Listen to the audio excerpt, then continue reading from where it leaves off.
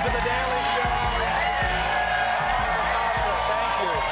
We have a great show for you tonight. We're going to talk about why you'll be taking out a mortgage on your next Baconator. Biden tries to solve Israel and Palestine in one lick. And good news, there's finally a Kennedy in politics. Let's get to the headlines. Let's kick things off with an update on the war in the Middle East. With the situation increasingly desperate, the world has been looking to the United States for a way forward. And yesterday, President Joe Biden had some good news, although he delivered it in the most Joe Biden way possible. Can you give us a sense of when you think that ceasefire will start? Well, I hope by the beginning of the weekend. The end of the weekend. At least my national security advisor tells me that we're close. We're close. Not the most dignified way to deliver world-changing news. It does remind me of the photo of Obama's team watching that bin Laden raid while making balloon animals. Now, in Joe Biden's defense, he had the ice cream first. It's not like they asked him about Gaza and he said, hold on, if we're going to talk about war, I got to get a mint chip. No, he was in an ice cream store about to eat ice cream, and some reporter jumped in and said, what about Gaza? This is why I don't think we should have a free press. Personally, I don't think anyone should be asked about Israel-Palestine while they're eating ice cream. I thought that was like an unwritten rule. I'm holding a tiny cylinder topped with a giant misshapen dairy blob that immediately starts melting on all sides. I've got one tiny little napkin for some reason. You think Israel-Palestine is a crisis? I'm dealing with something here.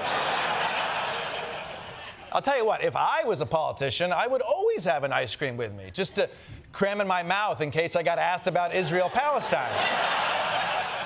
It's not a good strategy for Mitch McConnell, though. That guy already has brain freeze. Kobe!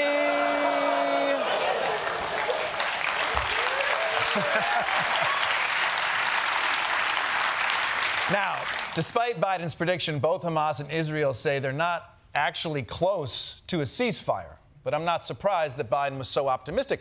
When you're holding a freshly scooped ice cream cone, everything feels like it's going to be okay. That's why it's the official food of telling your kid you're getting a divorce. Ice cream. It is your fault, kiddo. Yeah. So, I don't blame Biden for talking about that stuff while he was eating ice cream. What I do blame him for is, why does he open his mouth so early in the process? I don't know about you, but I typically open my mouth when the food gets there. I don't need a lot of prep time. And he did one other thing that I found pretty disturbing. No better combo. That is... We've got mint chip. Dude, the sneeze guard is there for a reason. Republicans are right. Biden doesn't really respect borders. Impeach! Impeach!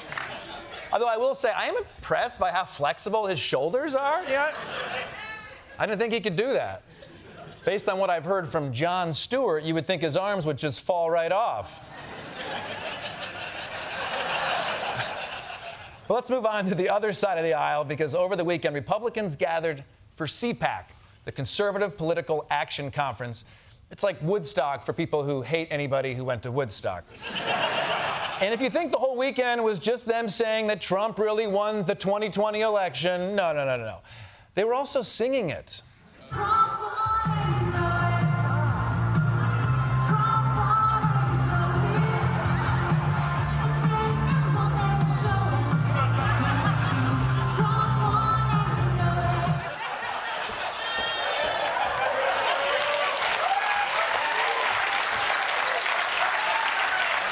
Does anyone have any Molly? I want to overdose. If the lyrics are too subtle for you, I like how her dress gets the point across. What's she saying? Oh, I see. Trump won. But look, CPAC isn't just the best rock concert of all time. It's also an important way to find out what the current conservative priorities are. And based on the titles of this weekend's panel discussions, it's going to be a fun year.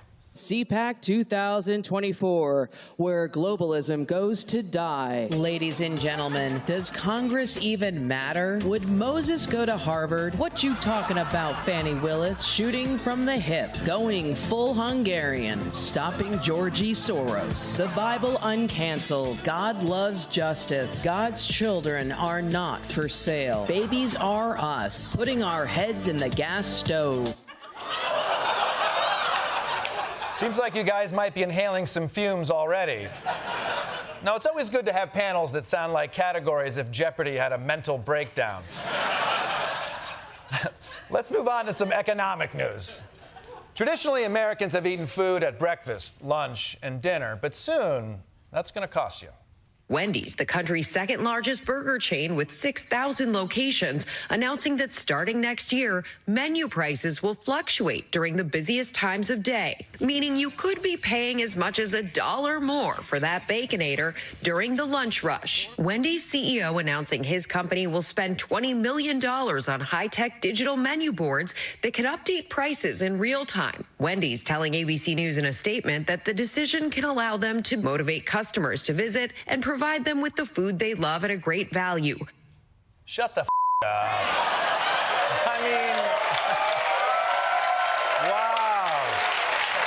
You're providing me with food I love at a great value. Don't you hate when companies try to pretend they're not squeezing every dollar out of us? Just tell me you want all my money, dude. Okay? Don't take my wallet and be like, this is good for both of us. But yeah, it looks like Wendy's is going to charge more during the most popular times. And they call this dynamic pricing or whatever. But really, this is just another tax on people who hate themselves and don't know how to cook. Although, this will be good for guys looking to impress girls. Hey, you want to go to Wendy's during the lunch rush? Ooh, all right, playa. But let's face facts. This is the wave of the future. Airlines and hotels and Uber already do this. And if Wendy's pulls this off, there's no reason why every restaurant, hell, every place of business won't be using surge pricing soon. The emergency room will be like, look, if you can come back at 2 a.m., fixing those stab wounds will be a lot cheaper. So if you agree with me that this has to stop, there's only one natural conclusion. You need to burn down a Wendy's right now. And you also need to say it was your idea. That's important. For more on the surge pricing, let's go live to a Wendy's with our very own Ronny Chieng.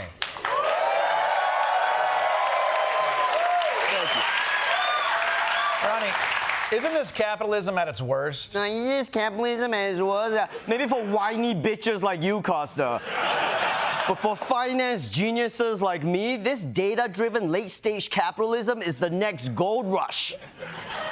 Gold? What are you talking about? I'm talking about arbitrage, baby. I buy 1,000 burgers at 4 a.m. when the price is low, and then I sell them high at lunchtime.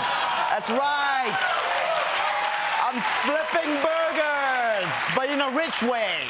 You missed the boat, Kosta. I hope you don't cry. This is crypto and GameStop all over again. Moneyball, pickleball, AI.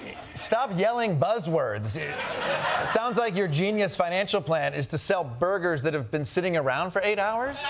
Yeah, newsflash, idiot. All fast food burgers have been sitting around for 8 hours.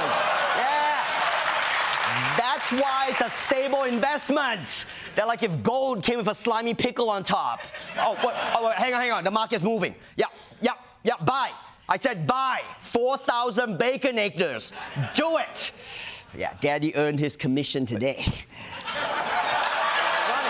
Ronny.